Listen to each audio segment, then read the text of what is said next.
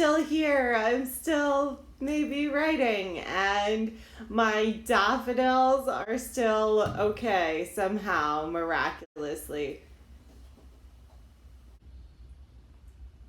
And someone is attacking the window with a pool noodle.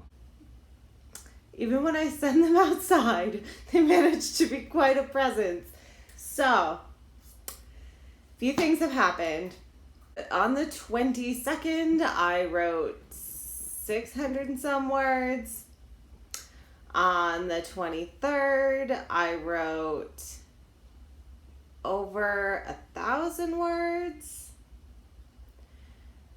Neither of which was quite getting me to my daily, let alone addressing how far behind I was getting. So, I decided that I was going to change my goal. I lowered my goal from 40K to 35K, and my stats page went from looking like this to looking like this. And that was heartening for a minute. And then I proceeded to not manage to write 1,000 words. It was almost close, like 780 or something like that on the 24th. Not quite what I needed to be doing even for the new goal. And then yesterday was the 25th and I wrote 0 words. I was a little frazzled. I never do as well on the weekends as a lot of people tend to do. They work during the week and then have more time on the weekend. I don't have more time on the weekend. If anything, I have less time on the weekend. And also a great thing, but also a distracting thing. My teenager is home from college for the week. They had an orthodontist appointment the end of last week and then a vaccine appointment this week, and are just staying here in between the 2 appointments. So that's lovely, awesome, and just another thing in my busy life. So I wasn't not writing yesterday because I was busy with other important things. I was not writing yesterday because my brain was just not there for it. So I don't know. I really want to hit the new smaller goal. I really, really want to. And I'm going to see what I can pull together. Last minute panic is not as powerful a motivator for me as it is for some people. It's not going to make it so I can have a several K day when I would otherwise have a several 100-word day.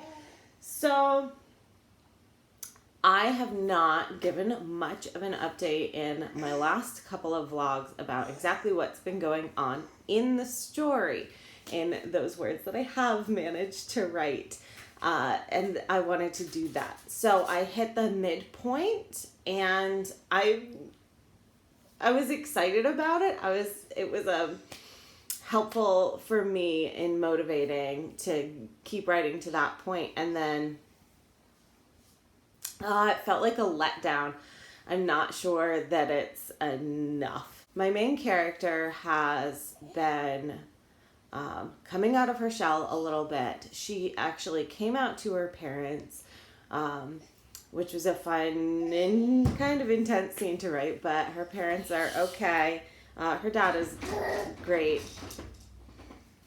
Her mom, a little more reserved, and my main character has the sense that she's following the pie hole rule. If you don't have anything nice to say, shut your pie hole, which is a rule in my house. And so she has the sense that her mom is holding back, either because she doesn't want to say what she's thinking because it's not nice, or because she's afraid of saying the wrong thing and not quite sure how to navigate. So mom is being a little more reserved than usual, but on the whole is a positive experience. She's proud of herself. And she's got these new friends and she's happy about that. And they did some advocacy for this club. They made posters to hang up without anybody's permission or like sneaking around, fun stuff like that in the fun and games section. And then getting to the midpoint, she's feeling hopeful and she's thinking she may actually speak out at this school board meeting and tell everyone why the club is important and that it should stay. And then in the midpoint, she finds out who the chair of the school board is and that they are already very strongly biased against having a GSA at the school. And she doesn't know who all the other school board members are, but figures if this person is the chair, they're used to paying more attention to this person than to anyone else. So to hear that the chair of the school board already has their mind made up really comes as a blow to what had been like a trajectory of like, oh, I could maybe do this. Things are maybe going to be okay.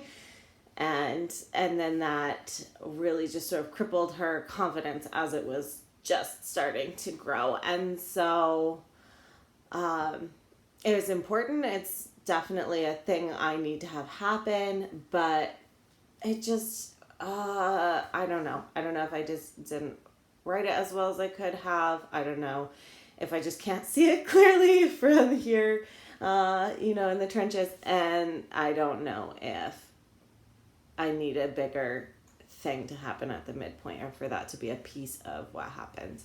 At any rate, I got to that point, and I got to that point at like, I don't know, 26, 27K. So this is not going to be a 40K draft probably, but it shouldn't be much more than 50. The other thing that's been going on is dealing with a little bit of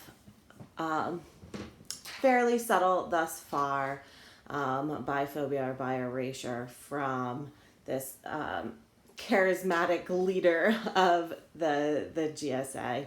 She's the kid who just sort of naturally takes charge because she's very outgoing, and she hasn't directly said anything to the group like in her official capacity, but my main character overheard her saying some stuff. My main character is bi, and she is developing a little bit of a crush on another kid who is bi, but this kid is a boy, and so she's feeling very much like she's being punished by the rest of the world for the fact that there's some possibility she could have a crush on a girl. And then she's punished by the only people who will accept her for that because she might have a crush on a boy. So she's